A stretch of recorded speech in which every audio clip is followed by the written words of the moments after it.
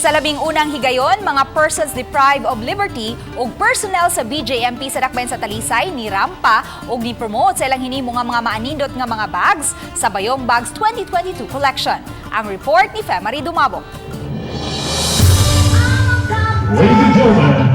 Way pagpanagana ug mapasigarbuhong ni rampa ang mga PDLs, bit-bit ang nagkadiyang klase sa bayong ug bag. Sa ilang pagrampa, magtuka nga sila mga professional model. Apan pipila di ay kanila mga PDL sa female dormitory. Uban ang mga personnel sa BJMP male and female dormitory. Ang pagrampa gihimo sa runway nga gidayan-dayanan mismo sa mga PDL sud sa pasilidad ganihang buntag. Wa nagpaulahi sa pagrampa ang warden sa female dormitory, Jail Inspector Maria Rosel Paracali. Gitagan usab nila og higayon nga makapakitang gilas ang mga sakop sa LGBTQ+.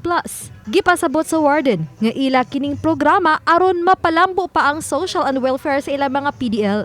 Samtang nag-promote sa unique ug manindot nga mga bayong ug bags nga hinimo mismo sa mga babayeng PDL. This is the first time nga nating aning runway of Bayong Bags collection.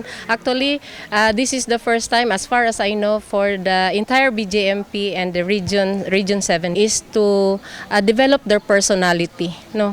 Kay syempre, pag na priso ta, feeling nato we are kanang the lowest individual in the community. Mapasalamato ng mga PDL nga ni Salmo sa pagrampa kay suma pa nakapataas kini sa ilang kumpiyansa sa kaugalingon bisan kun naa sila suod sa pasilidad. Ilabi na nga ang halin unya sa mga bag alang ra usab sa mga PDL aron ikatabang usab sa ilang pamilya. Ilabi na sa ilang mga anak nga naa sa gawa sa pasilidad. Very much happy and excited, ma'am, and we are so proud, ma'am, kay we promote our own products, ma'am, and it can help also with our family because bisag ginagmay lang, ma'am, naka-income pod me, and especially nang pod mi mahatag sa ila this coming Christmas. Kahatag og income sa atong mga PDL that they could support their family and they could as well support their own maski basic needs na lang nila nga naa sila diri sa sulod sa jail. Makapalit sila mga sabon nila, shampoo, especially sa babae nga ang female grabe og basic needs ang kababayan para sa hygiene. Ang maong mga bayong ug bags collection mahimo kayong ipangregalo sa Pasko kay mapalit lang kini sa barato nga presyo. Gikan sa 250 ngadto sa 650 pesos matag usa. Ug mahimo mo pa mapa-customize ang disenyo ug painting sa bag.